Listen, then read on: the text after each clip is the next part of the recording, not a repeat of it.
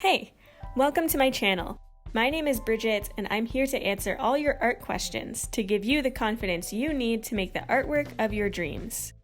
In today's video, I go over all the materials and supplies you need to start an acrylic painting. I'll link what I can in the description below. I also show you how to mix some basic colors. First, you'll need an apron or clothes you don't mind getting paint on. My apron is a jean material and is thick enough so paint does not go through. Do not wash your apron, and especially do not put it in the dryer. You can spot clean it if need be. An easel is an investment. They can be very expensive, but if you do a lot of painting, it's worth it. Mine has tons of storage, and everything is adjustable. It even folds up compactly into a portable briefcase-esque situation. You don't need an easel really. You can get away with a wall and a desk. The colors I recommend you get would be black, white, and the primary colors red, yellow, and blue. I'll also show you how to make your own black using the primary colors later in this video. There are lots of shades out there, so I get titanium white, carbon or Mars black, phthalo blue, cadmium yellow, and crimson red. I get bigger containers of colors I use more often, but usually paint comes in small tubes. Other colors I use often are burnt sienna, raw umber, hunter green, and turquoise. You'll find out what colors you like to use, but try to never use them straight from the tube. Colors always look more interesting when you mix them with others. This is a palette knife. It is good for mixing colors as well as creating different effects when painting. I prefer a solid metal palette knife as opposed to one with a wooden handle. They're easier to clean and care for. I always mix with a palette knife.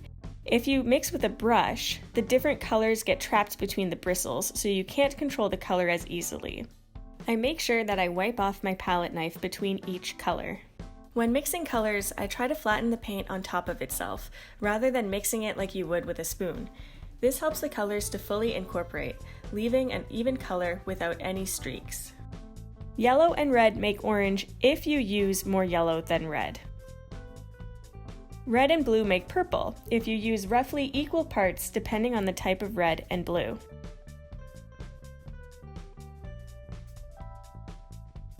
Yellow and blue make green if you use more yellow than blue.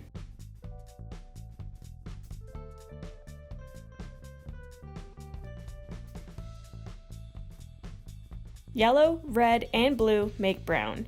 The type of brown will vary depending on the ratio of the colors. If you want a color to look a little bit warmer, you would add red or yellow. If you wanted a color to look a little bit cooler, you would add blue. As you can see, it takes some time to get the color just right. So take your time and be patient, it will come. But experiment. It's your color to play with. Brown and blue, or purple, make black.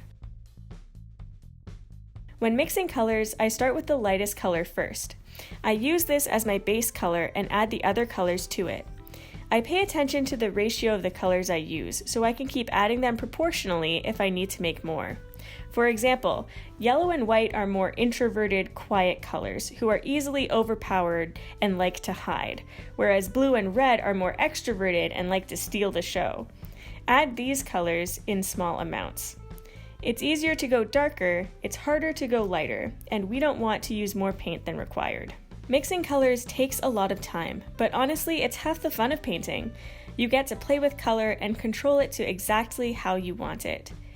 Over time, you'll get better at it and you'll be able to color match perfectly. Take your time, add small amounts at a time, and remember the ratio of primary colors for the color you're aiming for. For example, looking at my hand, you can see that it has some of the colors that I have mixed, and other parts are more red, or more yellow, and more blue.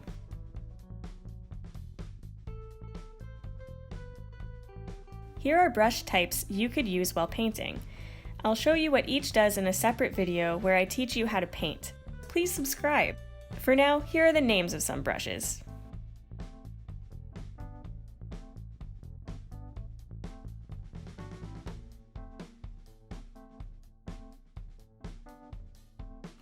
This is a watercolor brush. I don't recommend using a watercolor brush for acrylic paint. They are too soft and will not move the paint effectively. This is a sponge brush. You can make interesting textures with this. You can buy quality brushes at art stores, and sometimes you can get away with buying lower quality brushes at hardware stores.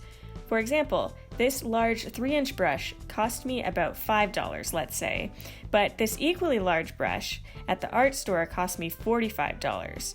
But you get what you pay for. The cheaper brush is meant for walls and has hair sticking out everywhere, and does not have a great shape to it. The more expensive brush is more orderly, allowing you to control paint much better. It also has this beautiful handle. I would use the cheaper brush to quickly put on background paint or to make floofy shapes like clouds.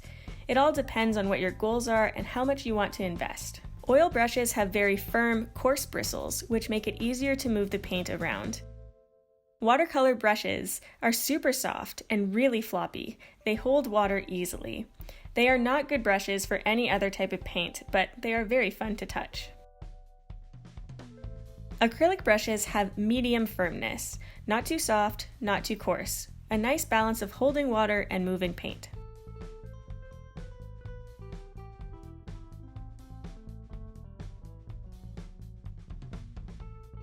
A foam or sponge brush is good for acrylic paint. I don't recommend it for oil because it would be very hard to clean, and I don't recommend it for watercolor because it wouldn't create texture effectively. I'm an oil painter at heart, but lately I cannot justify its negative impact on the environment, so I am painting with acrylic. Acrylic dries really quickly, within seconds to minutes, so retarder has become my best friend.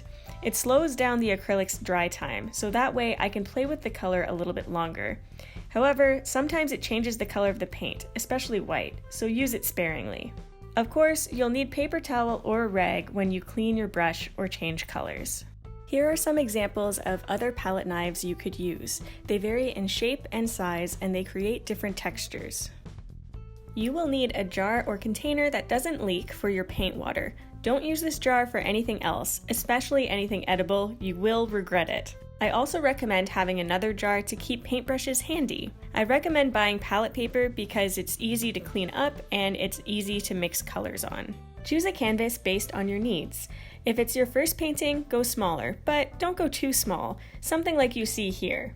Also, consider what orientation you want your painting to be, whether portrait or landscape.